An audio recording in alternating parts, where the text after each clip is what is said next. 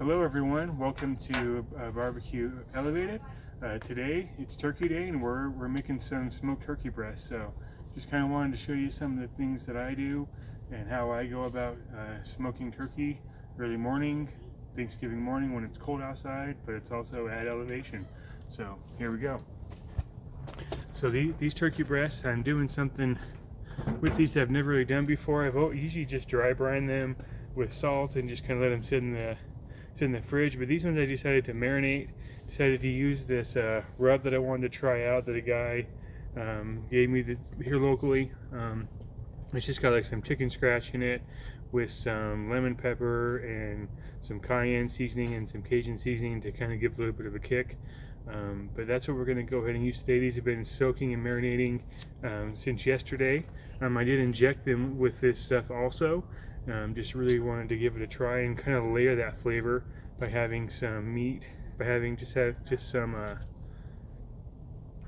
that seasoning inside the actual meat, and then we'll put some stuff on top of it.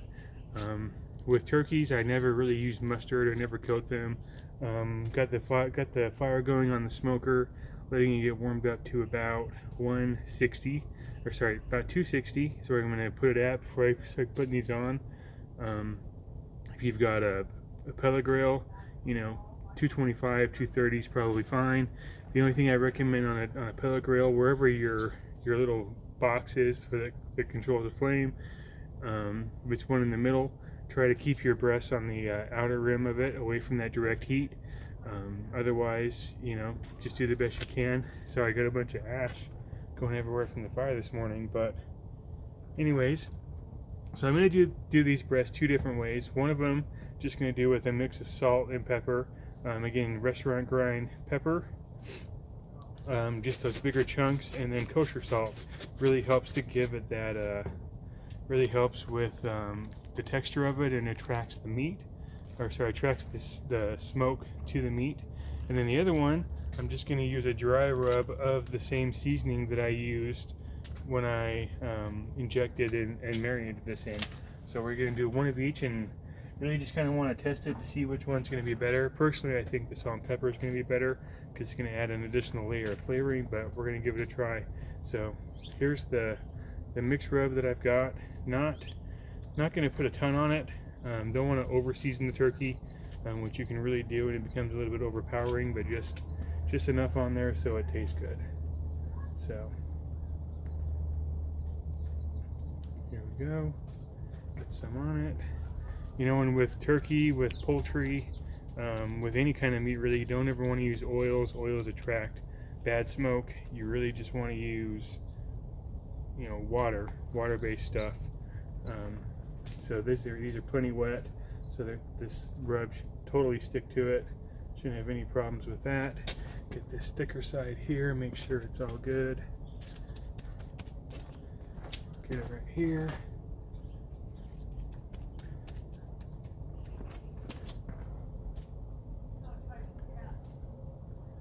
Okay, and now for the traditional salt and pepper on the other one.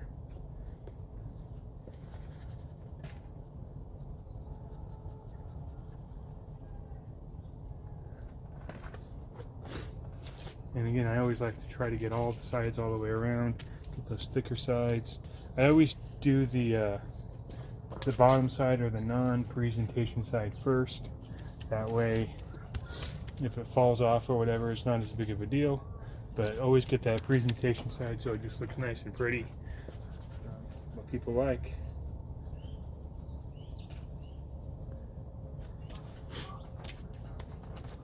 Just make sure we get these thicker edges.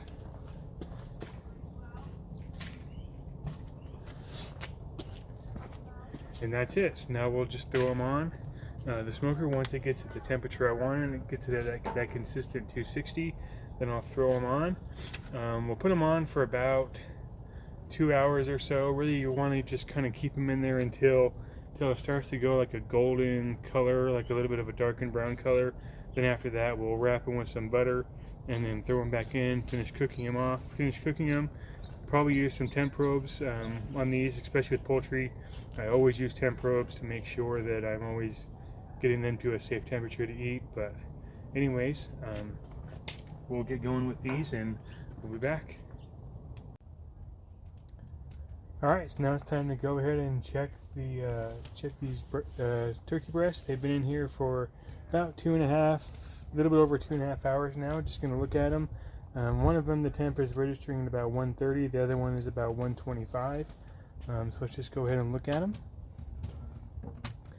So if you can see, hopefully y'all can see here, they're nice and golden brown. This is exactly what we're looking for. These are both ready to pull, and they're ready to get wrapped. So I'm gonna go ahead and pull these out, and then I'll show you guys wrapping them and how to get them ready for the next phase. Alright, so here's the first turkey breast. This is the one that I use just salt and pepper on. So what I like to do is I really like to just try to coat it with butter. I use 2 layers of aluminum foil when I wrap turkeys, but coat it with butter on both sides. Use about a stick per breast. Just kind of break it in half and just smush it in. And then I just use these. Put each breast in its own little roasting pan before I put it back in the smoker. That way we can catch any juices that happen to leak out, and just make sure that we keep it nice and juicy and preserve as many juices as possible. So I just like to get this in my hands. It's softer. I keep it at room temperature, and then just kind of smash it right in to the turkey breast itself. And then what I'm going to do, you notice I'm putting this on the top side first. And then what I will do is I'll flip it over. I'm actually going to use probably one whole stick for one side and then use the other stick for the other side. So once I get it smashed in here, get it right into it, I'm going to flip it over. And then when I return this back to my cooker, I'm going to put the breast side. So I'm going to put it so they're reversed. So the side that had the skin is now going to be down, and this side that was on bottom is now going to be up inside the smoker. And I feel like that just gives it nice even cooking. Makes it so that everything goes very well. And I'll just keep the temp probe in there on the side as well. I use a wireless wireless probes. I like them a lot. Keep the wires out of the way. Keep having to replace probes too often because it's wireless. So all just works out really well. Leave it in there and it's in a good spot. Now, just wrap it up as best we can to try and preserve all this goodness.